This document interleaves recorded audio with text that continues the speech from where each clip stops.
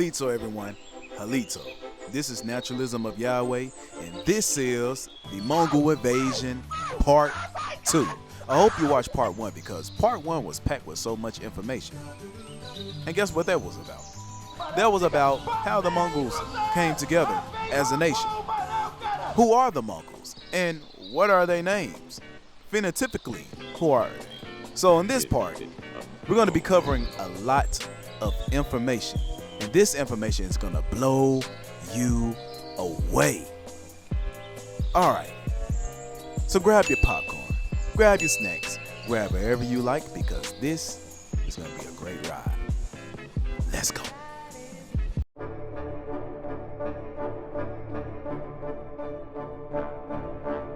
This is the Mongol Invasion Part 2. Hey, in this video, we're going to be covering the Tartarian invasion. We're going to go over Tartaria and what they did and some secret gems that a lot of people don't know about Tartaria in America. And also, we're going to go over the Chinese invasion as well of America. And we're going to try to go over a little science to show proof that the so-called, what you call Native Americans are these people of the Mongol Empire, Chinese and Tartarian, all these people, they just came here and took over the land. Y'all gonna learn that we really been invaded for an extremely long time. So this topic is very lengthy, and I'm pretty sure you might have your disagreements, but that's okay. I'm only here to teach and help us understand this history. Nothing more, nothing less. Thank you. So let's go ahead and tap into this right now. All right, family. The first thing we're going to go over in this video is the Tartarians. So we're going to learn how the Tartarians invaded America, and we're going to learn how they actually got over here. Man, you're going to learn so much dealing with this part. It's going to blow you away. Like I said earlier, that's what it's going to do. So the sources that I'm going to present, I will be doing commentary over it. But my fellow tribal men will be reading the sources for me. So again, grab your paper and grab your pen and send this to your kid because this is children friendly as well. All right? So allow us to begin.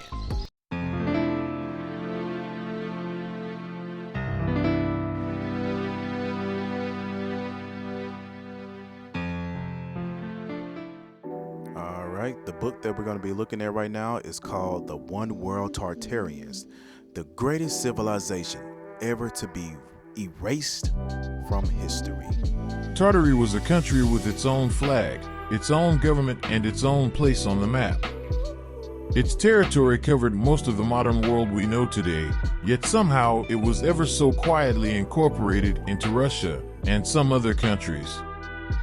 Sometime in the 18th century, Tartary Muscovite was the biggest country in the world, covering over 3,050,000 square miles.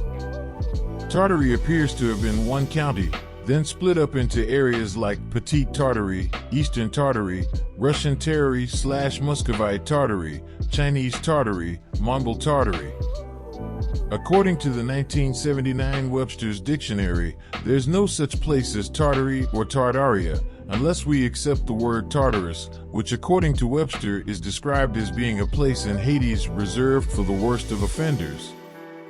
Webster had to admit that tartar sauce was a thing, and also defines the word Tartar as a native or inhabitant of Tartary, but then adds, a person of ill or violent temper, and one that proves to be unexpectedly formidable as alternative definitions. Once it gets to Tartar on teeth causing decay, it becomes clear that there was deliberate intent to remove Tartary from all his story. In Greek mythology, Tartarus is the deep abyss that is used as a dungeon of torment and suffering for the wicked and as the prison for the Titans. There were well-established giants throughout the Tartary territory. The Tartarians are thought to have been breatharians, a being who does not rely on the digestion and burning of calories from food/water, but instead rather receives energy straight from the ether, much how plants get food for energy. The ether is thought to be the very fabric of the space-time continuum that some would associate with electrons, the wind, the Holy Spirit, the atmosphere, and the gases in the atmosphere such as oxygen, nitrogen, and hydrogen. Since Tartarians quite possibly had a completely altered digestion system than the one we now have, they had no need for toilets in their bathrooms. Additionally, there were no sewer systems or waste treatment plants found. Were they able to make their bodies so efficient there was no waste created? The Tartarians were masters of masonry, brickwork, steampunk-style technology, universally free energy, and grand architecture. Their Roman and Gothic-style architecture can still be found in the current guise as water ducts, city halls, banks, water stations, cathedrals, churches, hospitals, and similar public and city works-type buildings. Their buildings were structurally sound, and many are still in excellent condition today. Tartaria, originally pronounced Tataria without the first R, is the name of the pre-Mongolian empire that originated in northern Asia before spanning the entire northern hemisphere. Great Tartaria was the largest empire during its time and would have still been the largest empire today. The denotation of lost souls spending eternity in Tartarus, the underworld, is due to the Tartarian Empire having been buried and wiped out during the liquefaction mud flood events, earthquakes, volcanoes, and weather manipulation using directed energy devices, DEW, to bury her story, along with eliminating the moon calendar and replacing it with the Roman Catholic Sun Gregorian calendar in 1582. The world of the Tartarians is literally the world under our world. The Tartarians, or Tartars, were the indigenous people, quite possibly founded by Noah's sons, making up the world-renowned Tartarian Empire. Amongst the Tartarians were tall people, averaging some 8 to 12 feet in height. They would have been considered giants to our current average height of only around 6 feet, however, back then the height of 10 feet was the average. Like the civilizations before them whose heights averaged 12 feet, 50 feet, 2+ miles, etc. Each preceding civilization had an average taller height than the civilizations coming after them, and each succeeding civilization had an average shorter height than the civilizations predating them. Statures are diminishing after each deluge and with each new astrological age we enter. Moscow Tartary was conquered by the Romanovs in the middle of the 19th century. Samarkand, the capital of the independent Tartary, was seized by the Romanovs' army in 1868. According to the maps of the 18th century, the border of Moscow Tartary was very close to Moscow. Such a dangerous proximity greatly concerned the Romanovs. It is possible that it was the reason for Peter the Great to make the decision to relocate the capital further away in St. Petersburg to the swampy coasts of the Gulf of Finland. Here the new capital of the New World Order was built at St. Petersburg. This location was convenient for the Romanovs. The capital was far away from the Hordian Tartary known as the Great Horde, and the subsequent term hoarding meaning to take more than you need, which was completely against the Tartary mantra of just give back more than you take. In the case of an invasion from the Siberian American horde, it would be easier to flee to the west from St. Petersburg than from Moscow. Only having defeated Pugachev, the Romanovs got an opportunity to exile the convicts further to cold Siberia, and even further to the Far East, to the coast of the Pacific Ocean, to Sakhalin Island. Moscow Tartary spanned the Urals, Siberia, Central Asia, the Far East, Alaska, and North America. The conflict between Moscow Tartary and Romanov Russia, originally small in size, ended in the second half of the 18th century with the famous, allegedly peasant, war against Pugachevs. The Romanovs succeeded in agreeing peace separately with Turkey and defeating the Great Tartary. Only after this the European immigrants who had settled on the Atlantic seaboard of North America ventured west, inland over the continent. For decades they seized the North American territories of Moscow Tartary, left without any governmental authority. Today, this has been beautifully, but incorrectly narrated on in the Hollywood movies about the very noble white frontiersmen and the very bad Indians. In fact, the Native Americans were Mongolian descendants of Tartary. From Wiki, Pugachev's Rebellion, also called the Peasants' War 1773-75 or Cossack Rebellion of 1773-75, was the principal revolt in a series of popular rebellions that took place in the Russian Empire after Catherine II seized power in 1762. The history of war against Pugachev as it is known today is a pure invention of the victors, the Romanovs. Pugachev's rebellion was a brutal war between the Romanov Russia and the Siberian American Russian state. This kingdom retained the old Russian horde customs and had its own czar with his capital in Tobolsk. The Siberian Tsar was hostile towards the Romanovs, considering them illegitimate rulers of the western part of Russia. The Romanovs strived to possess Siberian Muscovy at all costs. They understood very well that the Russian people on the whole didn't support them, and many would rather prefer the regime of Tobolsk to the Romanovs' St. Petersburg. That is why the Romanovs turned the very existence of their Siberian neighbor into a national secret. To preserve this secret, the infamous secret police was created, where the executioners tortured and hanged those who knew too much. The Moscows of America. This map was created by a user. Learn how to create your own. MT. W. Unita Atesh. 2. As a result, in 1776, straight after the defeat of Pugachev, the United States of America emerged on May 14, 1776, where Freemason Adam Weishaupt established their territorial claims. The Romanovs went about voraciously rewriting her story and slicing up the vast territories of Moscow Tartary, including Russia, Ural, Siberia, the Far East. In America, Alaska, Washington and Oregon were ceded to the Romanovs in 1819 and the rest of North America to the USA. Up until now, the native Russian population of America is being persistently forced to forget their language and their past.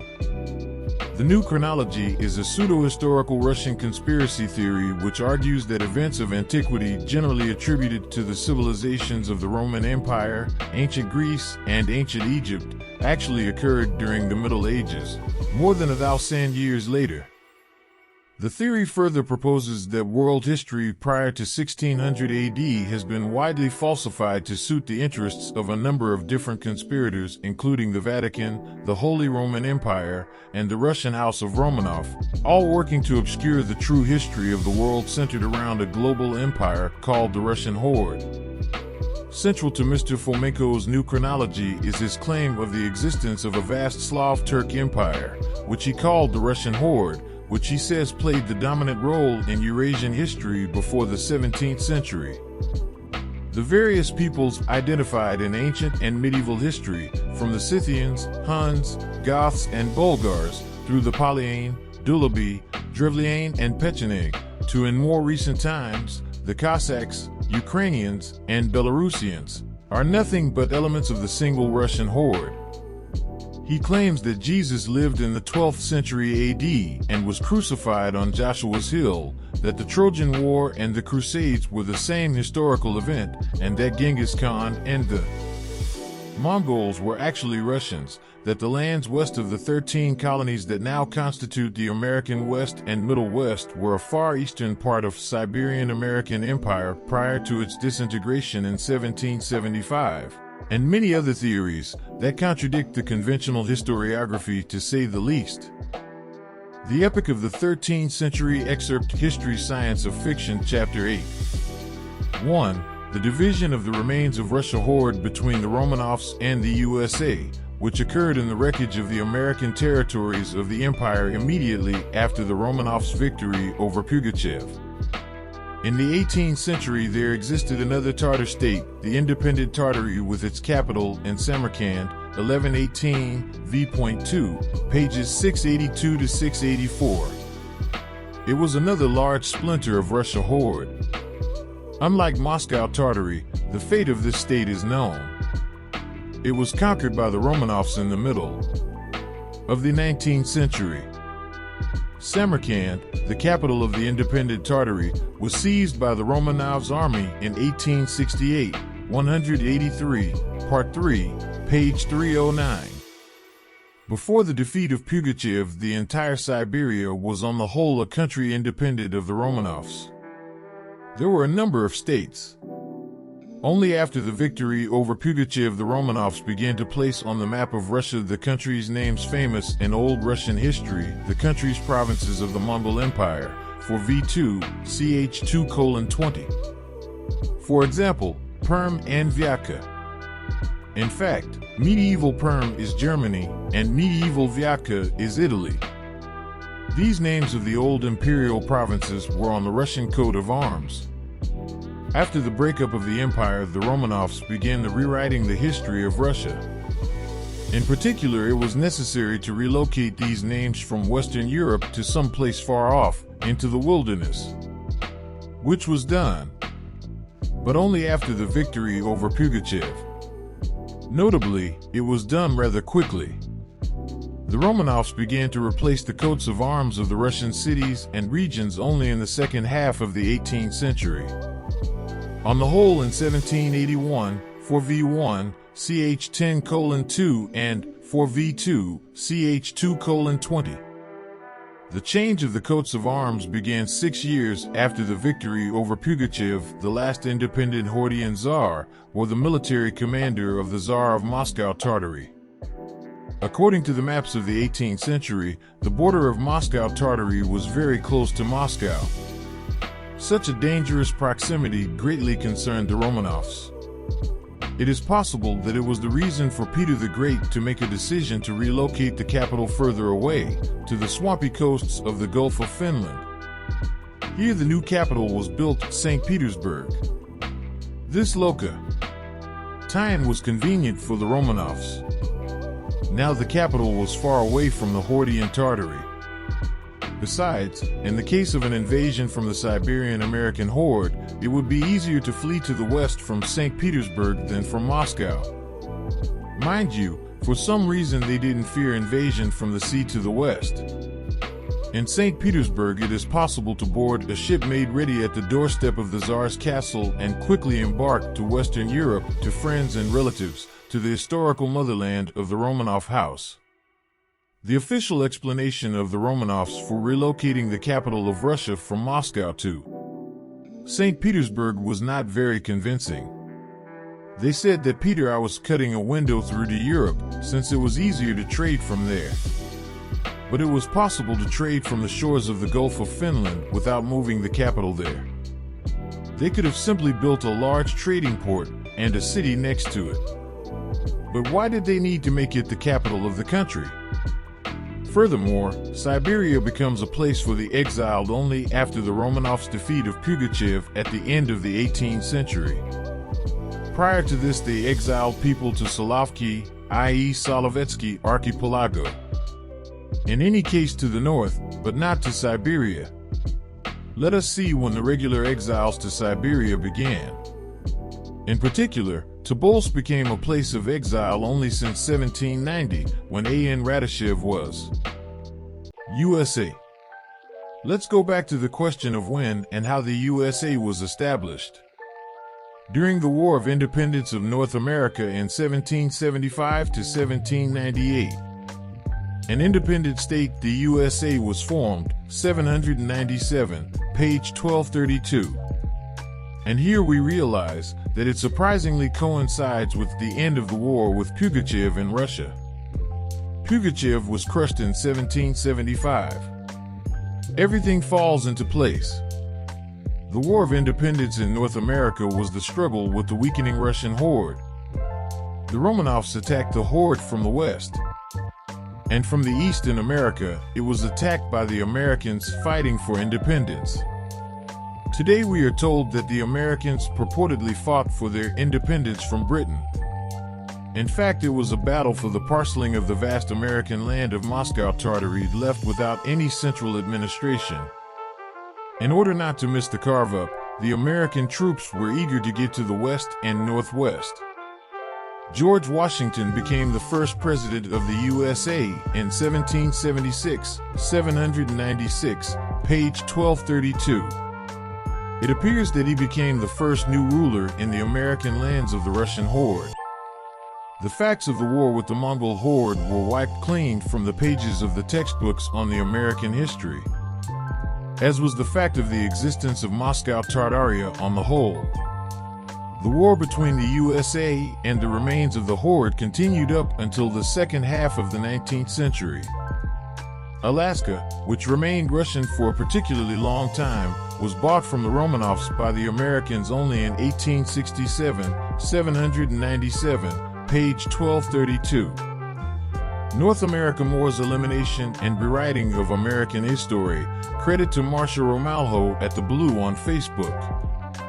The territories of Canada, United States, and Mexico were known as India Superior and were populated by the same people that was wiped out across the ocean during the Russian Revolution, 1917, and German Revolution of 1918 to 1919. The Russian Revolution alone may have exterminated a 5-decade-long bloodbath that slaughtered 100 million Russian Tartarians. As the Old World Order Tartarians were eliminated, the New World Order Romanovs then divided the imperial territory as Canadian, American, and Mexican lands, seized the world power, and rewrote the history of Americas. After take possession of Newfoundland and Nova Scotia, the NWO agents reached New Amsterdam, actual New York, Washington, and the Great Lakes of North America, settling in Milwaukee, Chicago, and Detroit. From there, they organized the massacre of tens of millions of buffaloes, cows, and wild horses, and transformed the assembly lines of the electric car factories into oil cars. It was necessary swept away all the fertile lands from its original inhabitants. It was then that the massacre of men and animals began. The NWO ordered the native Indians. Remember, Christopher Columbus was such a great navigator that he thought he landed in India, hence American Indians were named. To leave their lands and march without water or food for days we know as the Trail of Tears. The aim was to exterminate them without spending ammunition. Others were killed on their own land through blankets impregnated with smallpox. Perhaps many of them went to feed Chicago's meat industries, mixed with those of their herds. According to the essay in Tartary Info, approximately 50,000 people worked in the slaughterhouses and about 1,200 animals were slaughtered per hour. By this time, all factories, industries, and properties had already changed hands and would slowly be brought together into future corporations. Sugar, beer, cotton, alcohol, corn, weapons, banks, paper money, oil companies, casinos, financial services, vehicles, railways, corporate facilities, health system, airplanes, grocery stores, education and research, cement, copper, steel, tourism, information technology, energy, gold, diamonds, bomber planes. In the South, where there had never been segregation, slaves, or black subordination before, the carnage was equally total. What the official history reports as a reconciliation between the North and the South after the Civil War never existed. The massacre was necessary so that the NWO could take over all the lands and retell the history, concealing the destruction and remitting it to a remote past.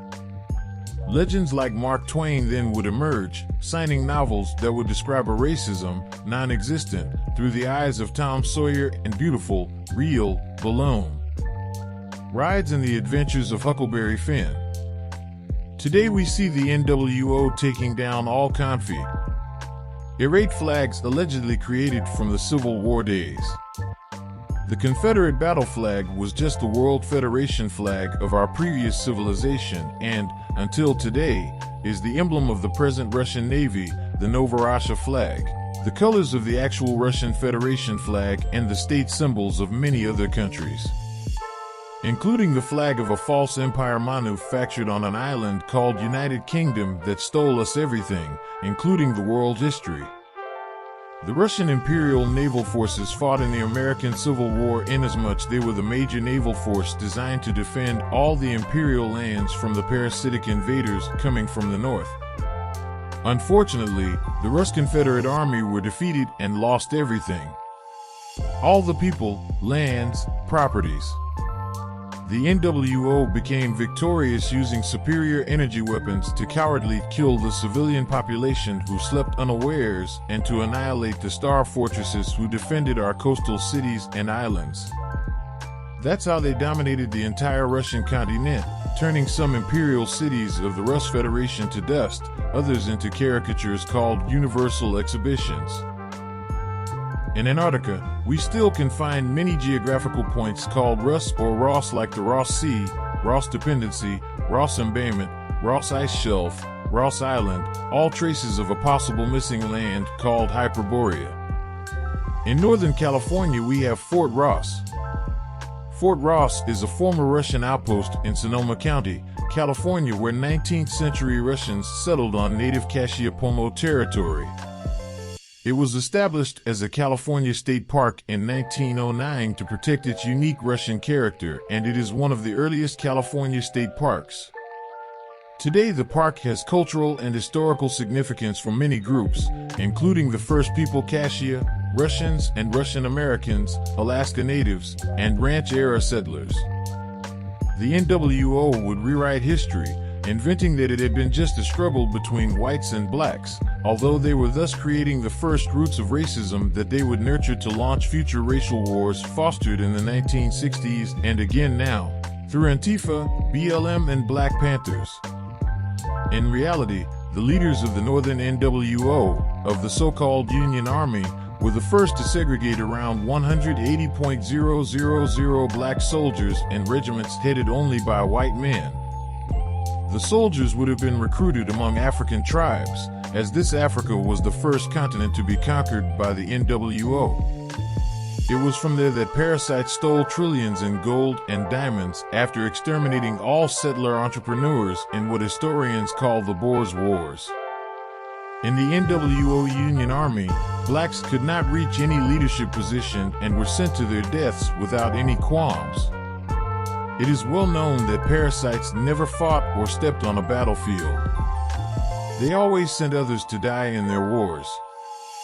These mercenary armies would participate also in the bloody Russian Revolution, fighting the civil war that followed, 1918 to 1920. The army of mercenaries were used in irregular warfare and had passed to history as the Hesse soldiers. It was in this dynasty that those who belonged to the elite of parasites agents would hide behind many names. Furthermore, Northwest USA Tartary. I can see Russia from my House presidential candidate Sarah Palin. Furthermore, we can see a direct lineage of Russian Orthodox churches built from Alaska down through California, again dating back to the mid-18th century, along with accompanying railway lines that was already delivering mail in 1860 all the way to Washington. Alaska and Russia are only 58 miles apart at their closest point, and no fortresses or defenses are in place today where invasions of the USA would seem the most likely. In 1784, with encouragement from Empress Catherine the Great, explorer Grigory Shelikov founded Russia's first permanent settlement in Alaska at Three Saints Bay. 10 years later, the first group of Orthodox Christian missionaries began to arrive, evangelizing thousands of Native Americans, many of whose descendants continue to maintain the religion. Captain Sterling Romanov and his wife Anna Romanov founded the first Russian colony in the Americas. Between 1774 and 1800, Spain also led several expeditions to Alaska in order to assert its claim over the Pacific Northwest. These claims were later abandoned at the turn of the 19th century. Count Nikolai Rumyantsev funded Russia's first naval circumnavigation under the joint command of Adam Johann von Krusenstern and Nikolai Rezanov in 1803 to 1806. And was instrumental in the outfitting of the voyage of the Rurik circumnavigation of 1814 to 1816, which provided substantial scientific information on Alaska's and California's flora and fauna, and important ethnographic information on Alaskan and Californian, among other, natives. In 1920, a 100-pound bronze church bell was unearthed in Orange Grove near Mission San Fernando Rey de España in the San Fernando Valley of Southern California. It has an inscription in the Russian language which translated said, "In the year 1796, in the month of January, this bell was cast on the island of Kodiak by the blessing of Juvenile of Alaska, during the sojourn of Alexander Andreevich Baranov." How this Russian Orthodox Kodiak church artifact from Kodiak Island in Alaska arrived at a Roman Catholic mission church in Southern California remains unknown. Russian Orthodox churches from Washington State to California. The Russian Orthodox Church in Oregon traces its history back to the Russian Orthodox mission to Alaska, which was established in the 1790s to serve both Russian traders and newly converted Alaskan natives. After Russia sold Alaska to the United States in 1867, the Russian Orthodox Church in North America continued to grow, serving multi-ethnic immigrant communities of the Orthodox faith that kept arriving from Eastern Europe, Russia, and the Middle East. In the late 19th century, several different groups of Orthodox immigrants arrived in Oregon, and while their backgrounds varied, they were similar in that they were overwhelmingly poor, illiterate, unskilled, or semi-skilled peasants, without the means to build their own church. Tartary had to be multi-religious, and multicultural is its vastness during various moments in time. In 1652, Tartary appears to have control over the North America. Also, note the incredible detail of cities, rivers, and latitude and longitudes in these very detailed maps that cover most of the world. Washington State, USA, 1891. Question 1. Do you think it was possible to produce the below map by 1891, only 45 years after the arrival of the first settlers? Question 2. Was it possible to settle and develop this territory, considering that up till 1880 there were only 75,000, and up till 1890 only 357K people to do so? Here's the Washington State/Territory Historical Census data populations. Alright, that's enough of that for right now. Now I want to tap into these pyramids. Okay, now that you understand that Tartaria had invaded America and the American independence was all about being liberated from Tartaria, but they was the Europeans was fighting for this land.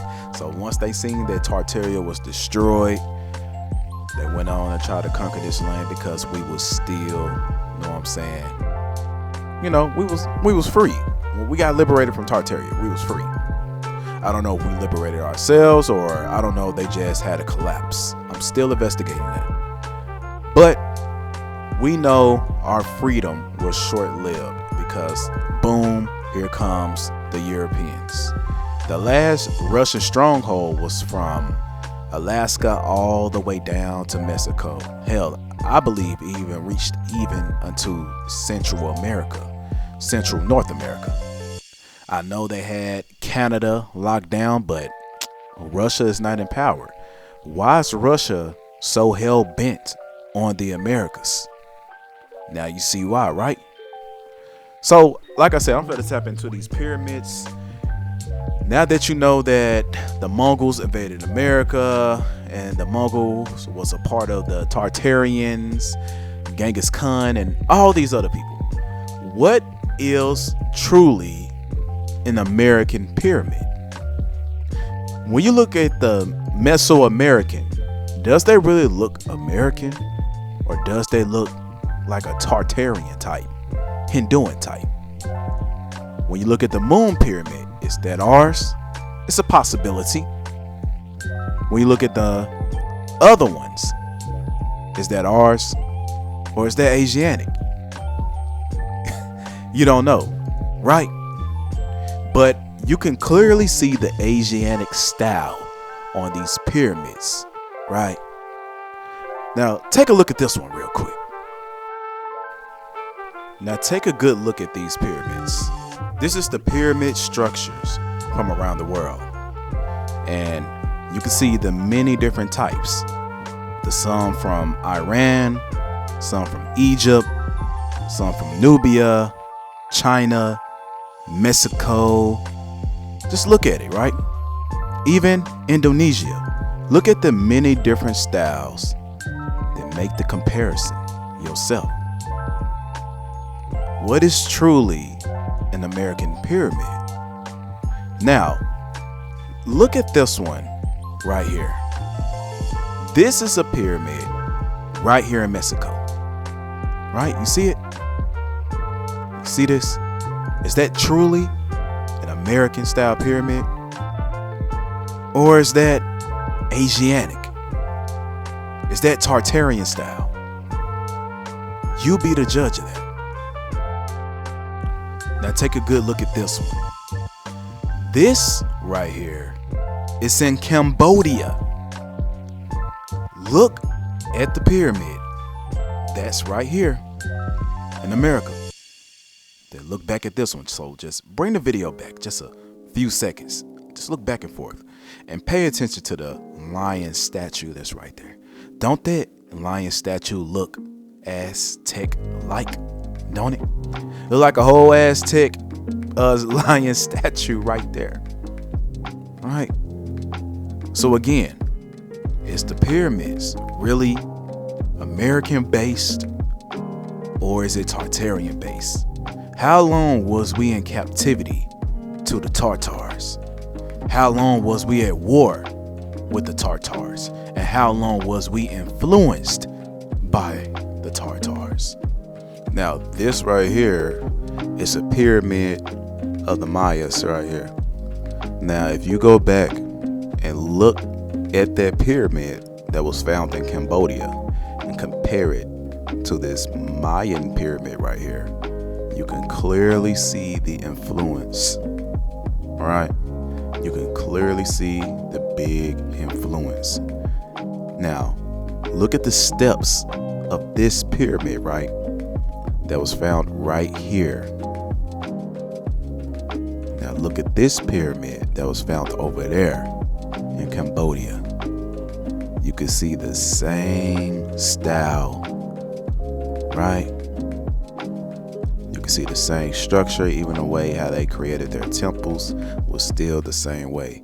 So I'm just showing you that, hey, if you're going to colonize a place, you're going to bring your traditions, the way you build, those type of things over here.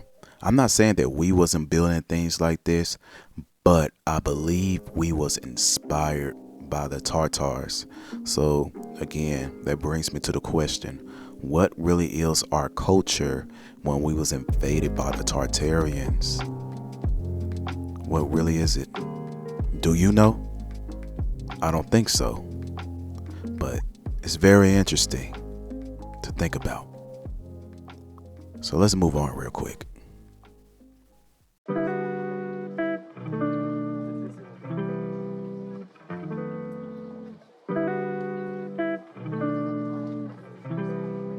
Tartary or Tartary, FO called from the river Tatar, which runs Doro the Count Ray Mongol into the Northern Ocean, covers a great part of the terrestrial globe. The Lesser Tartary makes out a considerable part of Europe. The greater is Africa. This great Tartary, which is 1,000 leagues long and 600 broad, reckons 5 chief provinces, viz. The Wild Tartary, inhabited by herdsmen, Sagatai, of which the metropolis is Samarkand, famous for the mighty Tamerlane, next Turkestan, then Kitai, which the great Cham commands, and lastly, Old Tartary, according to Andreas Kafarienfis, the habitation of Gog and Magog. Now we must inquire from what Tartars the Americans are extracted. Moinos, Postellus, Genebratus, Potterus, and others are of opinion that the Tartars, which about the year 1228, under the command of Zingis Cham, overspread the earth like a deluge, were the successors of the 10 tribes of Rael, which were carried into captivity to Ephyria by Salmanazar. The name Tartar Tari, or rather Tartaria, seems to be some testimony thereof, because it signifies, in the Syrian or Hebrew tongue, remnants or remainders, as seemingly, because these Tartarians were remainders of the aforementioned tribes, nay, the northern Tartary herdsmen preserve to this day the names Dan, Zabulon, and Naphtali. Wherefore we need not to admire why so many Jews are found in Russia, Tsar, Madia, and Leafland, nay, the nearer to Tartary, the more Jews there are.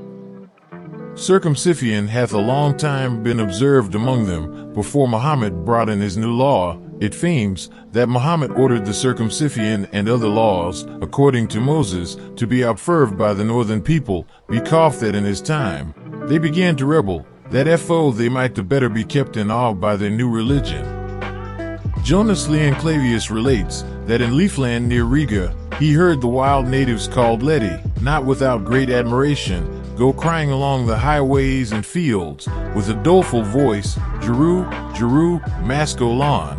It is believed that they mourned for Jerusalem and Damascus, but by their long continuance in the vast wilderness, they have forgot their religion and laws, and what Elfi might enable to tell us who they were. Several learned authors question this removal of the Israelites out of Ephyria to Tartary, though to our judgment their arguments are too weak to take from them of the footing they have gotten there, yet nevertheless, the Israelites are not to be taken for the planters of America, for why Elfi is not Judaism as well found in America as in Tartary. But it is already shown that America was inhabited long before the dispersion of the Israelites. Moreover, Armenia, out of which, by Nob's progeny, the whole earth was repeopled, borders on Scythia, now called Tartary, and Tartary faces America, separated only by the Straits of Anian, though some are of opinion that out of the south into the frozen sea, there is no passage through these straits, Elfi, as we have already proved the contrary. How came all those voracious and poisonous beasts into America, if it be clearly separated from Africa by sea? It deserves here to be related what happened to Henry Cornelison's Cheap and William Bilevel, sailing from Batavia to discover the Tartaric River Polyphange, but were taken and carried prifoners to the Japan court at Jido, being commanded there by order of the council to give an account of a Japan map OT card, which was laid before them, and contained the provinces of Japan, Amboina, the Molucca Islands, Manila, the South Sea, Borneo, Celebes, Malacca, Tartary, Formosa, Korea, and the vast and mountainous Count Ray or Defart of Jeffo, Sipa. Raided from Japan by the Strait of Sungar, though toward the north, it joins to Japan in the province of Okio, and beginning in 47 degrees, run northeast towards America, but they could not possibly find the Straits of Anian, but on the contrary, the promontory of Tartary, viz. The province Katea or Katui lay in the famed parallel with the Northern America. Here too may be added that Asia hath no territory anywhere, which may more easily with numerous colonies supply America than this part of Tartary, as well for the vastness of the Count Ray, to which no other can compare, as for the increasing of the inhabitants, who doth not admire, that according to Michaelon Lithenwer, there is scarce a city in Tartary that both did less than 1,000 temples, and to fee King Wista first king of Tartary, about the year 1200. In arms, and his successor Hakata following his father's bloody footsteps, whilst he prepared his sons with 3 vast armies? The eldest son, Jackes, marched westward with 30,000 horse. Batho drew with as great an army towards the north. Tagladies being the youngest fell into the Moors Count Ray above Egypt. Hakata himself marched victoriously into the North America, subdued great part of the Persian kingdom, and beat the Turks, led by the general Goniato with a great army, anno 1241. As Jacob Planiphus and Benedictus Sarmata, 2 monks, sent by Pope Innocent to Hakata, witness, the great number of the Tartars or Scythians, may appear by the several people, spread far and near over Tartary. Pliny reckons foam of them, viz. Alchites, Nuri, Gulani, Thufagites, Budini, Baphilides, Agathyrsi, Nomades, Anthropophagi, Hyperboreae, Orymphii, Cimmerage, Sisianthi, Georgi, Sakors, and others. What number would the inhabitants make up that live in America, in Tenerife, Virginia, Florida, New Spain, Guadalajara, Guatemala, Terra Firma, New Granada, Peru, Chile, Rio de la Plata, Brazil, Guyana, New Andalusia? It will be worth our time to compare the likeness between the Scythians and Northern Americans. Both of them are different, with special marks of a more than ordinary and natural distance between the eyes, which much alters the whole air of the face, and the plumpness and swelling of their cheeks' summits. Above the cheekbone, most of Thele are of a middle feature, having downy hair upon their chin, like the callow feathers of an unfledged bird. Lastly, as the Tartars, they differ amongst themselves in their cut toms, yet in several things they agree one with another, according as they are governed by others, and yet other princes, foam powerful, and foam weaker, according as everyone's power be more or less. The inhabitants of Lukaja bear fo greater respect, and stand fo much in awe of their governor, that if commanded to leap from a rock, and break their necks, they instantly obey. The fame is observed by the Tartars. The first king, Kanguista, commanded the 7 princes of his realm to murder their sons with their own hands, which they all readily performed. In Papena they live to this day like foam Tartars, without laws or lawgivers, who change their places by turns. From the great increase of the Tartars, the Americans no ways differ. Bartholomew de las Casas writ to Charles V that the Spaniards in few years, only on the islands Cuba, Hispaniola, Naco, Honduras, and Venezuela and New Spain, destroyed above 260,000 men, besides the slaughter that was made in Peru, Brazil, Rio de la Plata, and other places, which far exceed the Formantine numbers. Polygamy is still in use, both among the Tartars and Americans. Both acknowledge the immortality of the soul, both like cannibals, eating and sacrificing man's flesh. How famous amongst the ancients was the altar of Diana in Taurica Chersonesus, where several men were daily sacrificed. How delicate, according to Sabellicus, did the Tartars account their dishes, socked and ferved with humane gore? Most of the Tartars used no manner of letters or characters. In the voyage made into Perfia, they first learned to make letters. Just so it is in America, their bemoaning of the dead ends in one moneth, both by the Tartars and Amricans. With a profound of quality, the Tartars bury the live servant. The famed custom is observed by foam of the Americans, and fo much do they agree in a salvage and rude life, that merchandising and mechanics are little regarded. Afon the American acknowledges the Tartars for rude people in their religion, habits, and dwellings, and yet in all these the Americans differ but very little. Lastly, how common is it amongst them to worship the devil? Along the river Sagadabic, the inhabitants are every new moon miserably tormented by. But this opinion Grotius hath laid a strong and dangerous battery against, that America could not be peopled by the Tartars, because the Americans before the Spaniards coming thither had never seen any horses, whereas the Tartars used no beef more, either in peace or war, nor can less want, for the Tartarian forces do not only consist in horse, but the wealth of this Count Ray is reckoned up in the numerous breeds of horses, and several studs of Marius. Some of the noblest keep 1,000 horse, none, though never fo poor, but keep 2 or 3, and beggars their mounted crave alms and charity of the people. When they remove their habitations, their horses carry their fians, from whence Grotius thus argues, if America joins to Tartary, then the horses which run wild at Groffs might easily have found America them. Felves, feeking to improve their pasture, and have gone from one Count Ray asterisk into the other, as it appears, that since the Spaniards transported horses to America, they are dispersed over the highest mountains, out of one province into the other, or if the straits of Anian run between both, the Tartars never were navigators, and Fupof they had been, they would not have crossed without horses, without which they knew not how to fugfift. 2. Which we only fay thus, that although Tartary now, and in former times, abounded in horse, yet must we grant that it hath been always FO? Or that the ancient Scythians, who we avouch first planted America, had such frequent use of them as the Tartars now. This may be controverted, for that thief into the other, as it appears, that fence the Spaniards transported horses to. America, there differs over the highest mountains, out of one province into the other, or if the Straits of Anian run between both, the Tartars never were navigators, and fupof they had been, they would not have crossed without horses, without which they knew not how to fubfift. Tau Omicron, which we only say thus, that although Tartary now, and in former times, abounded in horse, yet must we grant that it hath been always FO?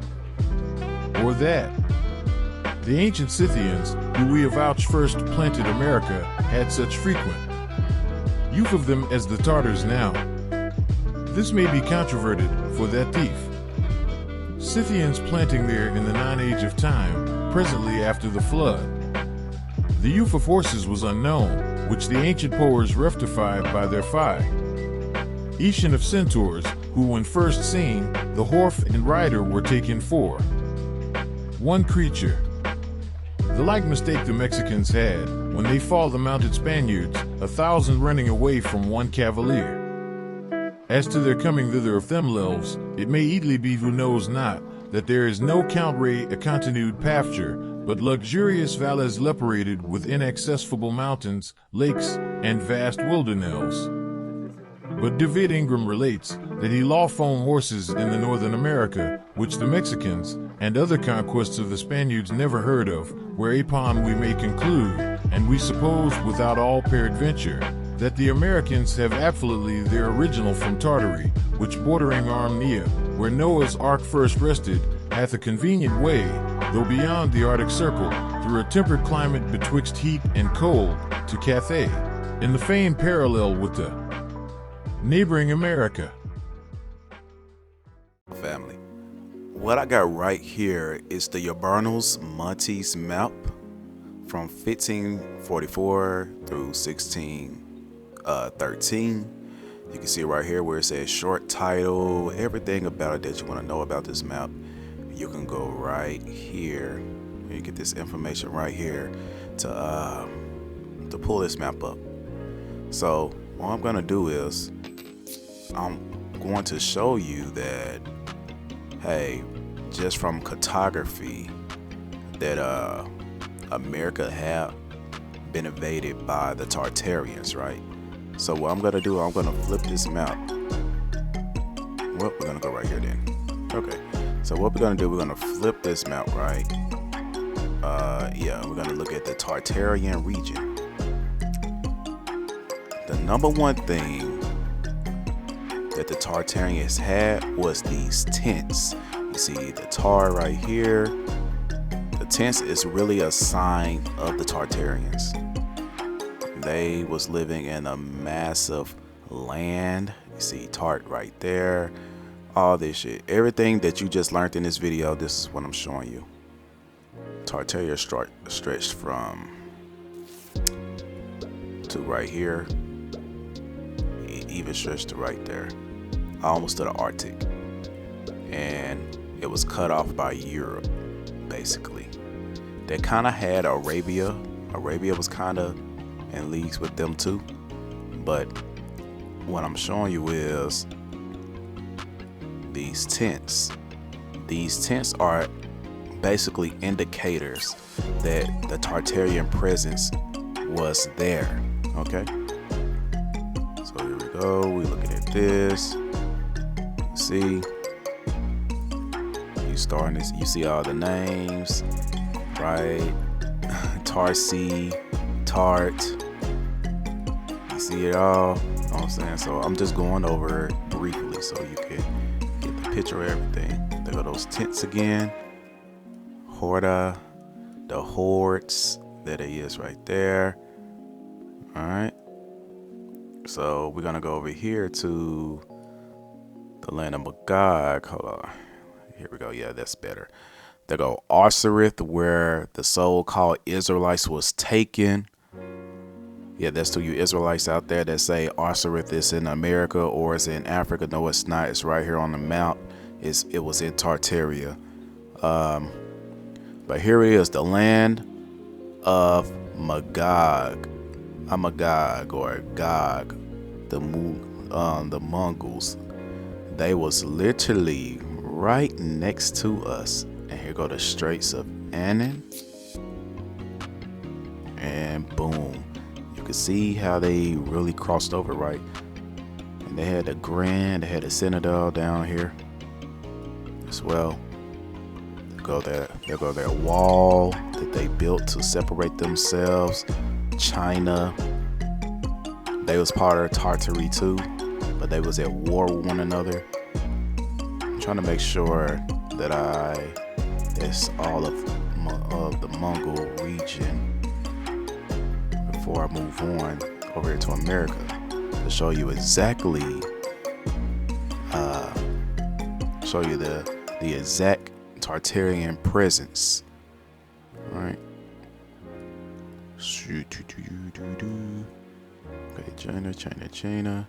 Okay, I guess that's it right there. Probably not gonna say it on this map. I thought I seen the word Mongol.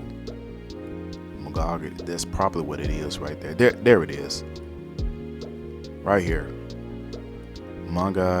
Tartary. You see how vast this land really is. All right, y'all see.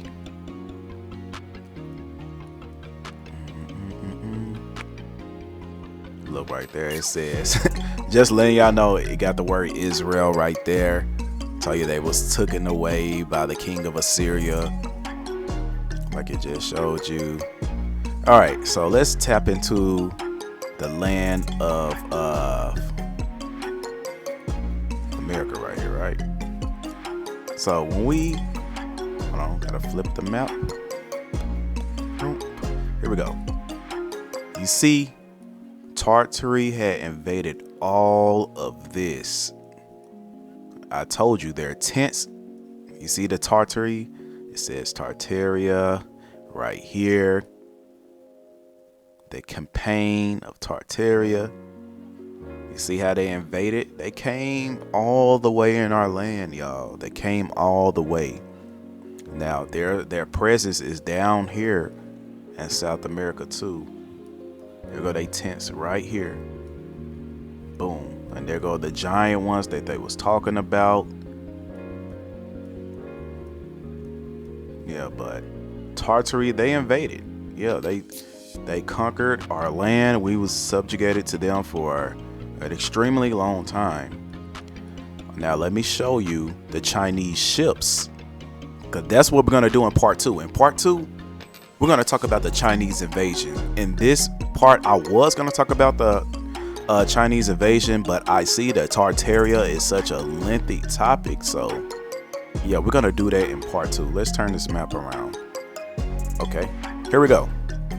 So this is the Chinese ships. This is translated to say the army of the king of China. That's what it says, the army of the king of China. And guess where they're selling to? The army of the king of China is selling, you guessed it, right here to the Americas. Pay attention to their locations. We talking about the 15th century. So we can just, matter of fact, I got it in a folder. Let me show y'all. Mongol invasion. I believe I got the translation. Oh yeah, here go the translation of the Tartary tents that was right there in America. That's what it translates to. All right, you see, in the manner of Tartary, the campaign in the manner of Tartary. All right, so where the other one? I believe this is the one when I translated the ships. Yep, here it is right here. It says the army of the king of China. All right. So none of this is cap. None of this is cap, y'all. Like real talk, we've been invaded. These people came and they took our land. These people came, they took our land. What did this translate to? I forgot what I translated this for. The hordes of the northern Tartars have no habitation whatsoever, but they carry with them pavilions and lead corridors covered with leather, which stand on the site of houses. And that's what they doing right there. So who else do that shit? Right? Who else do it? The Native Americans. You guessed it. That's right. The Native Americans. They do this same exact thing. Again, Siberia was part of the Tartarian Empire. So we're going to look at this Tartarian map real quick. Go to my Tartarian folder.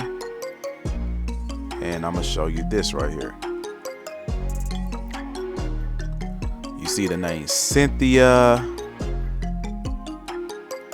Amalgam, Russia, Tartary, Tartar, all this, the Muskov. See right here, the Europe over there. Let's pay attention to these names. All right, pay attention to these names. They go to tents. All right. We're gonna go to the other map right here. This is a bigger one. On this one is kind of okay. There, that's a clearer one right here. Now, when you look at this and zoom in, what do you see? You see Mongol in the year 1290. In the year 1290, right? And yes, this map is real old. Yes, around the 12th century. This is what the map was. Well, in the 12th century, look what you see. You see America on the map, on a Tartarian map. 12th century. The 12th century. And we got the Straits of Annan popping up as well. We got China at the bottom down there. Here go another one, another variation of the map. I believe it's the same one that got color. See, they got their little tents or pyramids. It says the Mongol, Tartar, Mongols. All right. Then we got Cathay, which is China down there. So, like I said, man. Right here. Y'all can read this for yourself right here. This is just basically covering the same thing what we already covered, right? So, in the next video, we're gonna be tapping into Zhang He and the Chinese invasion of America. You already seen the ships where it said the army of the king of China. But if you type this shit on Google, they're gonna be like, China never colonized America. Yes, they did. Yes, they did. Don't let this so-called government fool you. The swastika. We're talking Tartary again. But don't let this government fool you. They invaded. They have always been here for an extremely long time. Our people fell for their traditions. Russia took over this land and they lost the power of this land as well. They lost complete power, complete control of this land. So here's a few little clips right here. No, not that. Hold on. It was something I was reading. Okay, right here.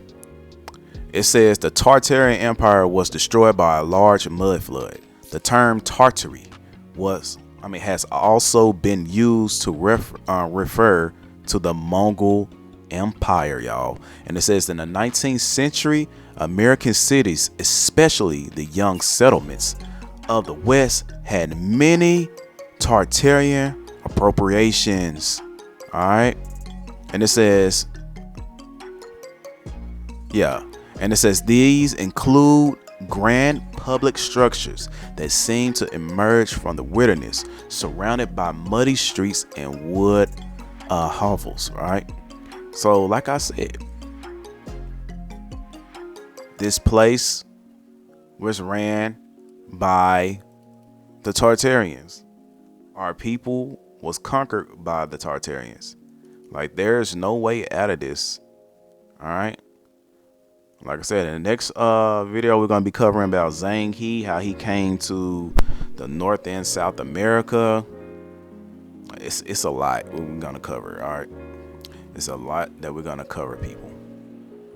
So let's go ahead to the final part of this video, then we're going to end it.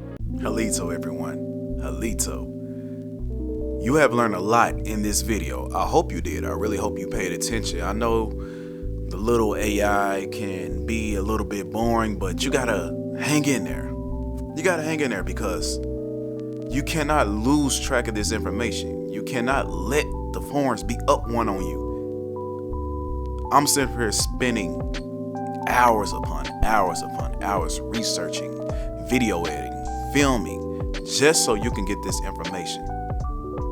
No one is not telling you the truth out here. But brother Natural, I'm going to tell you the truth. I'm always going to tell you the truth. We got other people that's telling the truth too, like Kua Mayo, Dan Calloway, and various other YouTubers that's putting time and effort into this just to show you the way. In this video, you have learned that Russia, aka Moscow and Siberia and other Tartarian nations had their hand on America. And once Russia failed, once Tartaria had failed, nobody was in control of America no more. So therefore, you had the true American Indians free for a certain time period. Then here come the so-called British, Spaniards, these other Moors coming over here. So we was invaded by the Tartary Moors, the Mongoloids, and all these other nations. And now we're back under the same shit. Look at it like corporate United States. Since no one is in control of Washington, D.C., that means you got a lot of assets walking around here. You got a lot of land that's not being owned or being controlled at this moment, right? So that means there's a whole nother invasion that's going to take place, and we know it's going to happen. And guess who the ones is going to do it? The same people that lost control of this land approximately 600 years ago, and that was Russia and China. Yeah, mind blown, ain't it? So what are we gonna do as the original people of this land? I'm gonna leave you with that question. But you learned a lot in this video. In part 3, or maybe I should call it 2.5.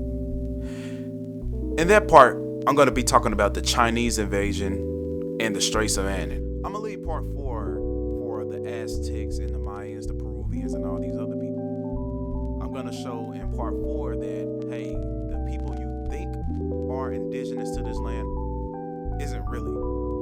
But I digress. Like I said, in part 3,